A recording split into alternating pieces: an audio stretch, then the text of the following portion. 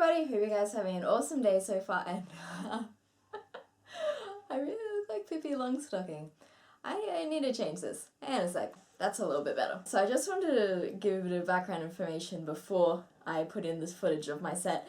Basically what happened is I was putting off doing stand-up or continuing stand-up for ages because, you know, people looking at you and judging you on your comedy, you don't really look forward to it very much. But I really wanted to get back into it after doing it 2 times. The first time was on my channel, like as you saw with that set. I was contacted by this guy that was wanting to do a documentary for film school about stand-up, and he wanted to interview someone that hadn't really done stand-up before, and I was like, yeah, that's probably me. I mean, the only other 2 times I've done stand-up was for half-drunk university students. Don't think that really counts. He filmed me doing my first actual stand-up in front of actual, like, strangers that don't know me. So yeah, what you will see is that set, my first 10-minute set, and I hope you guys enjoy. And if you guys want to check out the full full documentary, which doesn't just include me but like a bunch of other people as well that are in the stand-up scene, then you can look at the description below. I will link it there, and yeah, hope you guys enjoy me making a fool out of myself. It's a really good time, actually. I really enjoyed it, so yeah, hope you enjoy. This is going to be an issue.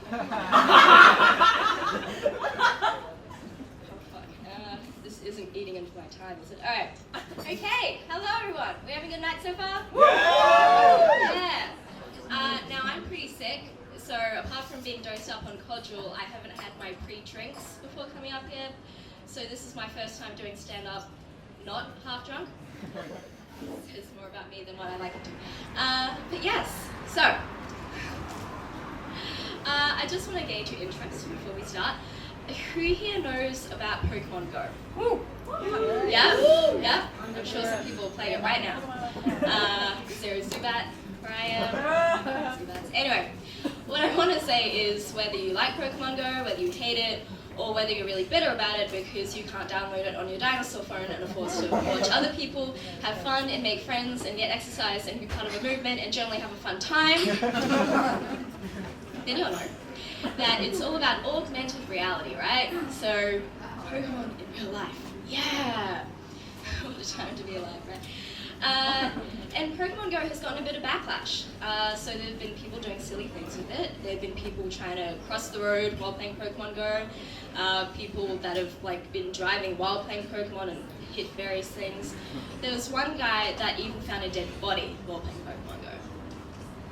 I mean, I don't know if the dead body was playing Pokemon Go. But despite this like good and bad controversy associated with the game, I actually really like it. I really like it. I think Pokemon Go is just such a great tool for natural selection. If you can't adapt to catching Magikarp while crossing a busy highway, then you're out. You're out of the game. And good thing too, right? Because overpopulation is getting a little bit scary for a while there.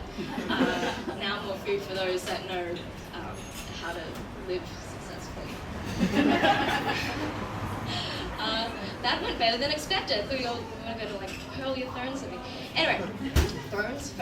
I'm sick, guys. Give me a minute. On to something totally different. Last year, I started university. Yes, formal education. Yeah, and at university in my first year, I learned nothing. But the things I did learn were out of the classroom. So, good job paying for that degree, Emily.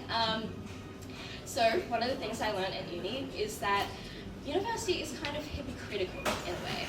So we're told to do really well in our subjects, to get a lot of high GPAs, a lot of good dean recommendations, a lot of internships and graduate opportunities, and generally make us and our time at university a success, right? But they put a bar on campus. Probably explains my outcomes. And depending on how the government wants to fuck us over next, we might have, $100,000 degrees. Yay! What a time to be alive. And I have to say, government, last year I had to do a compulsory course in full stops in capital letters. and one based solely on the merits of using whiteboards in classrooms. That was the whole course, guys. I don't think our degrees are worth that much. And this is making everything harder. Oh, okay, that's a bit better. Yeah. And, well, last year was a bit of a tumultuous time because I thought I was going to drop out for a while there. And when you find you're dropping out and you tell people, you get two rough, different reactions. The first reaction is quite negative. It's like, you know, how are you going to get a job without a degree? How are you going to pay for the expensive living? How are you going to support yourself and other people around you? How are you going to live past the age of 65 in consumer society with no jobs prospects and not achieving any of your dreams and goals? And I'm like, Mom, stop hitting me! But the second reaction is kind of positive for some reason, because some people think it's a romantic notion to drop out. They're like, oh wow, you're like abandoning the education system to go off and achieve your dreams and change the world, and you know, you're going to be like Bill Gates or Steve Jobs. I dropped out to do YouTube videos. I don't think I'll be Jobs or Bill. If anything, I'll be jobless with a lot of bills. I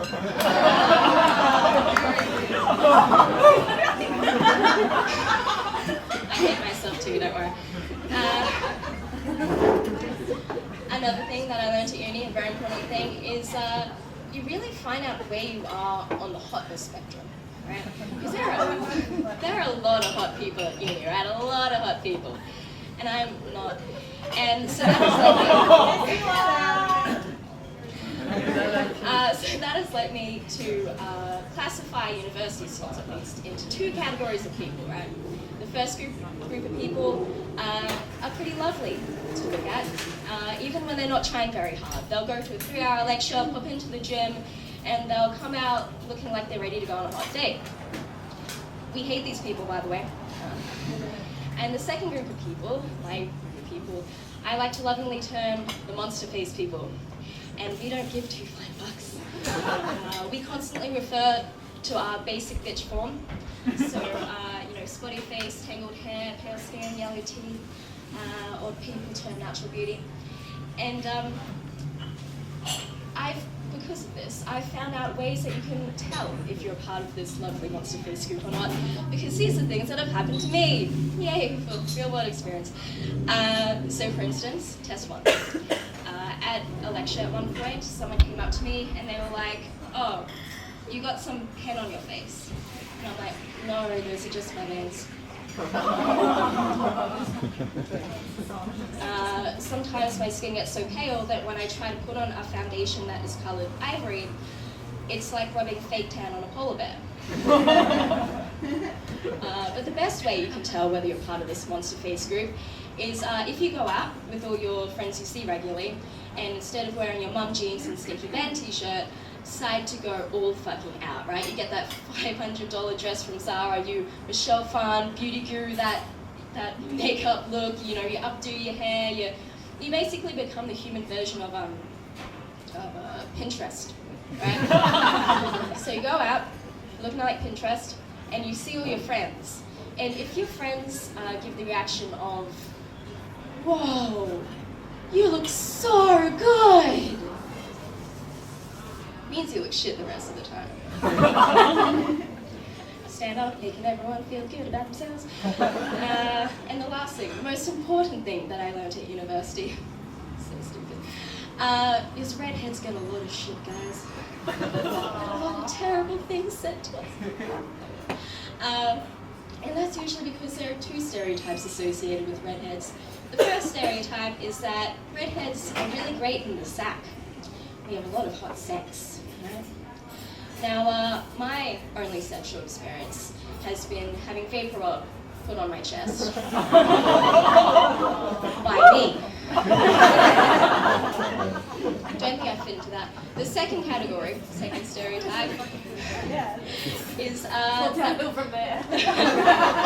You know it, man. You know it. Is that the kind of weedy, kind of weird, like gingers in the background with the freckles and the big glasses? I fulfill the stereotype entirely, and because of that, we get a lot of jokes held our way for our ginger hair. So people will come up to me when it's cold and start rubbing their fucking hands in my head, being like, oh no, there's fires. You know? People will like point my head in direction, being like, oh, we can see now, we have a torch.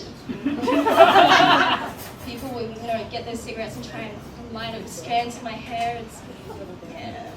I really do become the cigarette butt of all jokes. Right? I told you I hate myself. And we also get a lot of mean names thrown at us. So things like Carrot Top, Tampon Head, Ranger. That's sad, right? Oh, that's good. Although I don't think Ranger is so much of an insult as it is like, we'll wring your fucking neck if you stop telling ginger jokes. And Fire Crotch. Fire Crotch is another one, right? And before you ask, yeah. It's You're amazing, Arnett. Yes. I mean, yeah, it's true. Don't lend me your pube trimmers because I might just melt them.